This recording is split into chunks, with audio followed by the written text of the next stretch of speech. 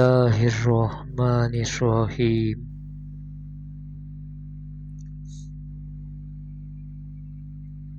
السلام علیکم دوستو۔ آپ دوستوں سے گزارش کی جاتی ہے کہ سب سے پہلے آقا کریم صلی اللہ علیہ وسلم کی ذات اقدس پہ ہدیہ درود پیش کریں۔ نافرمان بیٹے کا عبرتناک انجام۔ حضرت سیدنا ابو حازم علیہ رحمۃ اللہ الدائم فرماتے ہیں، مجھے کسی شخص نے ایک عبرتناک واقعہ کچھ یوں سنایا۔ ایک مرتبہ جنگل بیابان میں مجھے رات ہو گئی۔ ہر طرف سناٹا طاری تھا، دور دور تک آبادی کا نام و نشان تک نہ تھا۔ کچھ دور دور دو جھونپڑیاں نظر آئیں۔ میں نے وہاں پہنچ کر بلند آواز سے سلام کیا۔ جھونپڑی سے ایک نوجوان عورت اور ایک بوڑھیا باہر آئی۔ میں نے کہا، میں مسافر ہوں، کیا رات کے کھانے کو کچھ مل سکتا ہے؟ نوجوان عورت نے کہا، اللہ عز و جل کی قسم، اس ویران جنگل میں ہمارے پاس ایسی کوئی چیز نہیں جس سے ضیافت کی جا سکے، اور نہ ہی ہمارے پاس کوئی حلال جانور ہے جسے ذبح کر کے تمہاری مہمانی کی جا سکے۔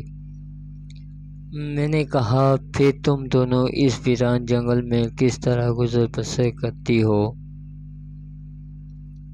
اس نے کہا، اللہ عز و جل کی عطا، اس کے نیک بندوں اور مسافروں کے سہارے ہماری زندگی کے دن گزر رہے ہیں۔ یہ سن کر میں وہاں سے کچھ دور ایک جگہ ٹھہر گیا۔ جب آدھی رات گزر گئی تو اچانک ایک سمت سے گدے کے چیخنے کی آواز آنے لگی۔ خدا عز و جل کی قسم، صبح تک وہ آواز مجھے سنائی دیتی رہی۔ نیند مجھ سے کوسوں دور تھی۔ میں نے وہ رات جاگ کر گزاری۔ صبح ہوتے ہی میں اس سمت چل دیا جہاں سے آواز آ رہی تھی۔ وہاں پہنچا تو ایک عجیب و غریب منظر دیکھ کر میں حیران رہ گیا۔ وہاں ایک قبر تھی جس میں ایک گدھا گردن تک دفن تھا۔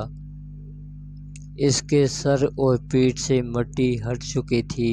اس بھیانک منظر کو دیکھ کر مجھ پر کپکپی طاری ہوئی۔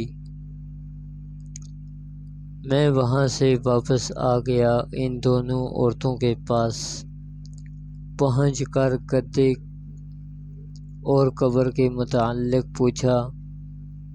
انہوں نے کہا، اگر تم اس کے متعلق نہ پوچھو تو کیا حرج ہے؟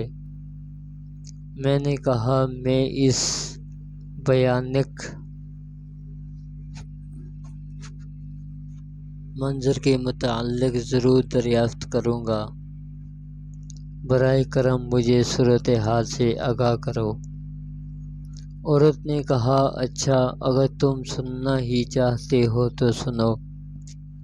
خدا عز و جل کی قسم، وہ گدھا جو تم نے قبر میں دفن دیکھا، وہ میرا شوہر اور اس بڑھیا کا بیٹا تھا۔ قسم ہے اس ذات کی جس نے گزشتہ رات تمہیں یہ منظر دکھایا۔ میرا یہ شوہر اپنی ماں کا بہت زیادہ نافرمان تھا۔ میں نے اس سے زیادہ ماں کا نافرمان دنیا میں کوئی نہ دیکھا۔ جب بھی اس کی ماں اسے کسی بری بات سے منع کرتی تو وہ اسے اس طرح بد کلامی کرتا اور کہتا، دفع ہو جا، کیا گدھی کی طرح چیخو پکار کر رہی ہے؟ جا، مجھے تیری بات نہیں سننی۔ آخرکار دکھیاری ماں نے تنگ آ کر کہا، اللہ تعالیٰ تجھے گدے کی طرح بنا دے۔ جب یہ نافرمان مر گیا تو ہم نے اسے دفنا دیا۔ اس پاک پروردگار عز و جل کی قسم جس نے ہمیں اس ویران جنگل کا مقیم بنایا، جس دن ہم نے اسے دفنایا اسی دن سے یہ گدے کی شکل اختیار کر گیا۔ ماں کا نافرمان اور اپنی ماں کو گدی کہنے والا اب روزانہ اپنی قبر میں گدے کی طرح چیختا ہے، اور ہر رات اس قبر میں سے یہ آواز سنائی دیتی ہے، الامان والحفیظ۔ اللہ عز و جل ہم سب کو والدین کی نافرمانی سے محفوظ رکھے، آمین یا رب العالمین۔ کتنا بد نصیب ہے وہ شخص جو اپنی ماں کو برا بھلا کہے، اور وہ بھی اس بات پر کہ اسے برے کام سے کیوں منع کیا جا رہا ہے۔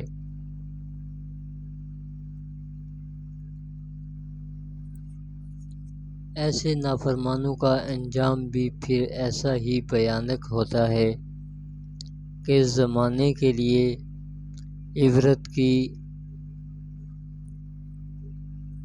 علامت بن جاتا ہے۔ بعض اوقات انسان کی عبرت کے لیے برزخ کے مناظر ظاہر کر دیے جاتے ہیں تاکہ گناہوں پر مصر رہنے والے ان ہولناک مناظر سے عبرت حاصل کریں اور توبہ کی طرف مائل ہو جائیں۔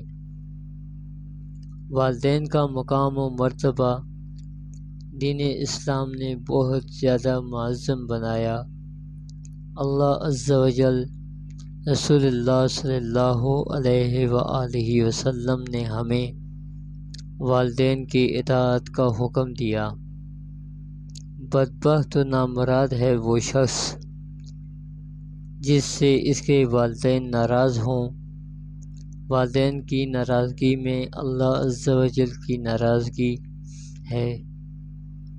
والدین سے حسن سلوک کی بار بار تاکید کی گئی ہے، بلکہ ان کو اف تک نہ کہنے سے بھی منع کیا گیا ہے۔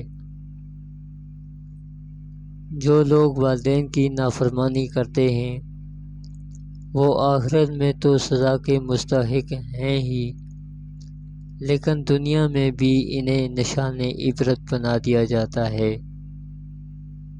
اللہ عز و جل ہمیں والدین کی نافرمانی سے محفوظ رکھے اور ان کا مطیع اور فرما بردار بنائے،